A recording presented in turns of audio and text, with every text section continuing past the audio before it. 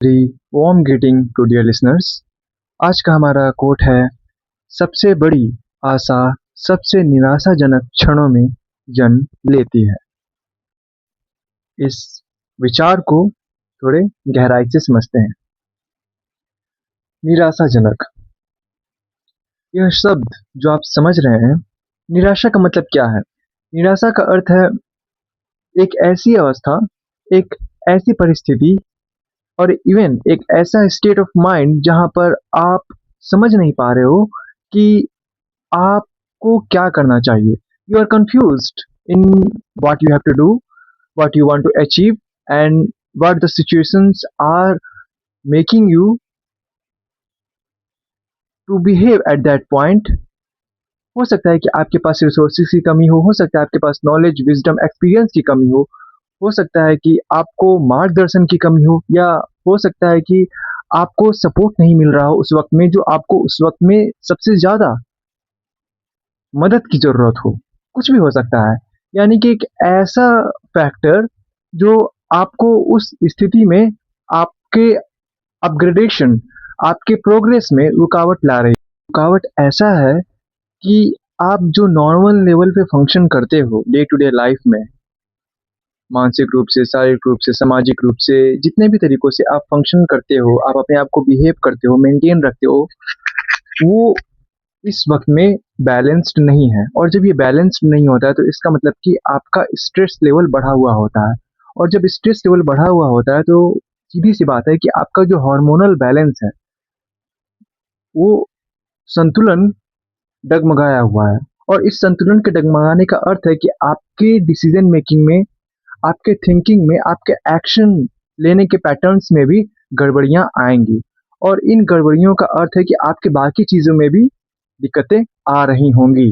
और वो रिफ्लेक्ट होगा उन उन चीज़ों में जिनमें आप चाहते हो कि एटलीस्ट वो चीज़ें तो सही चल रही हो, लेकिन वहाँ पर भी आपके एक्शंस और थिंकिंग पैटर्न्स के ज़रिए वहाँ भी कुछ ना कुछ गड़बड़ियाँ आने लगती हैं और वह दिखने लग जाता है। तो ऐसे में यह लगता तो बहुत साधारण सा बात है कि आप किन्हीं चीज़ों को लेकर के निराश हैं, आप स्ट्रेस्ड हैं। पर जब यह बाकी चीज़ों में रिफ्लेक्ट होने लगता है तो ये एक्सपोनेंशियली काफ़ी बड़ा होने लगता है। और यह सिर्फ आपके मन का वहम नहीं, आपको दिखने लगता है कि ये हर एक चीज़ों में इफ़ेक्ट पड़ रहा है।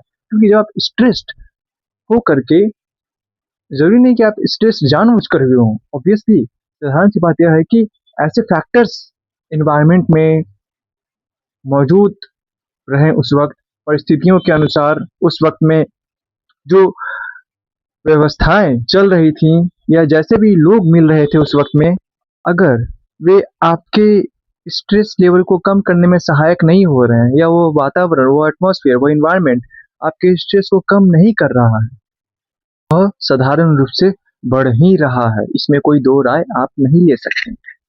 अब समझिए कि सबसे बड़ी आशा सबसे निराशाजनक क्षणों में जन्म लेती है।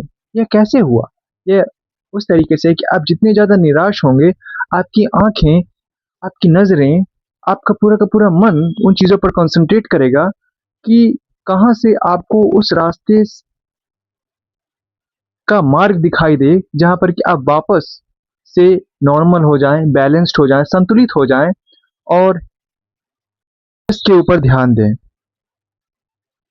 अपने आप को डेवलप करें और अपने उन चीज़ों पर फ़ोकस करें जो आपको आगे की ओर, बेहतरी की ओर ले जा रही है। तो वैसी स्थिति में आपका मन उस डेप्थ की ओर होता है, गहराई में, जहाँ पर कि आप बड़े से बड़ी चीज़ों को आसानी से समझ सकते हो। और यह समझ ऐसा नहीं कि अचानक आ रही है, यह आपके उस डेप्थ के बारे में बताती है कि आप जितने ज़्यादा निराश होंगे, आपके अंदर की जो डेप्थ है, वो उतनी ज़्यादा एक्टिवेटेड रहेंगी कि कहीं से भी जो भी क्लू मिल रहा है, वो उस वक़्त में तुरंत उसे कैच कर ले, ताकि उस स्ट्रेस इंड्यूस्ड एनवायरनमेंट से, उस स्ट्रेस इंड्यूस्ड स्टेट से आप बाहर निकल सकें। ये एक बहुत ही जनरल सी सर्वाइवल टेक्नीक है जो हर एक बीइंग अपनाता है। वह जैसे कैसे है कि अगर कोई जानवर है, उस पर कोई हमला हो रहा है तो वो बैठकर सोचेगा नहीं कि मुझे बचना चाहिए या नहीं बचना चाहिए, क्या बच करके मैं बच पाऊँगा या नहीं बच पाऊँगा? अगर मैं बच गया तो कहीं ये दोबारा से मुझ पर हमला ना कर दे। उसके पास इतने सोचने के वक़्त नहीं है। वो उस वक़्त में सबसे तुरंत डिसीजन लेने वाला एक्ट करेगा जहाँ पर कि वह अपने जान को बचा सके। वह रास्ता खोजेगा, नहीं खोजेगा वो भागने की कोशिश करेगा, वो हर एक चीज़ करेगा उस वक़्त में जो वह कर सकता है। भले ही वो उसका माइंड उस वक़्त पे ऑप्टिमम स्टेट पे ना हो, परंतु अगर उसका माइंड उस वक़्त ऑप्टिमम स्टेट पे एक्टिवेटेड नहीं है, तो वह बच नहीं पाएगा और इसलिए भी उसका पूरा का पूरा जो बॉडी का नर्वस सिस्टम है, वह एक्टिवेटेड इतना हाई हो जाएगा, हाइपर अराउज़्ड हो जाएगा कि वह उस समस्या का समाधान निकाल सके और अपने जीवन को बचा सके। क्योंकि अगर at at the end moment पे उसकी बॉडी का जो पूरा सिस्टम है, अगर वो एक्टिवेटेड नहीं हुआ कि वह उस समस्या के समाधान से बच सके, तो फिर क्या ही मतलब है कि वह जी रहा है। और यह एक इवोल्यूशनरी ट्रेट है। उसी तरीके से आप जब समस्याओं में उलझे होते हैं, निराशाजनक परिस्थितियों में फँसे होते हैं, तो आपका माइंड भी, आपका पूरा का पूरा जो थिंकिंग पैटर्न है, जो अंडरस्टैंडिंग बिहेवियर है, डिसीज़न मेकिंग पावर है, हर एक चीज़ वह उस सॉल्यूशन की ओर ओरिएंटेड होता है, जो उस बात को बता सके कि आप कैसे उस समस्या से बाहर निकलेंगे।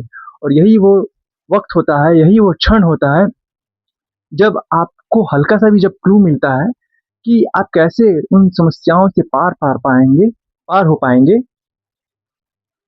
तो वहाँ पर एक ऑप्टिमिज़्म ग्लो होता है, एक आशा की किरण दिखाई देती है और यही आशा की किरण जब बढ़ती है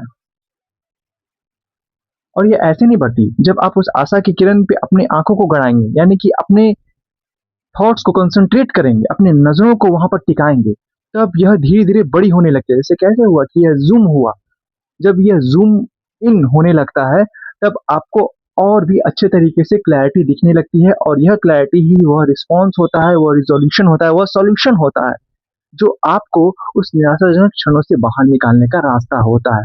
और यही वह तरीका हुआ जहाँ पर कि एक्चुअली में रियल टाइम में वह factor of progressive path gets birth in terms of optimism when you are highly stressed और हाईली डिस्ट्रेस्ड। तो यही हुआ इस विचार का विश्लेषण कि कैसे सबसे बड़ी आशा सबसे निराशाजनक क्षणों में जन्म लेती है। आशा करते हैं आपको यह विचार पसंद आया होगा और इस विचार का विश्लेषण भी आपके लिए मददगार साबित हुई होंगी। इसी के साथ विश्लेषण समाप्त होता है। Thank you for your patience listening. Signing off.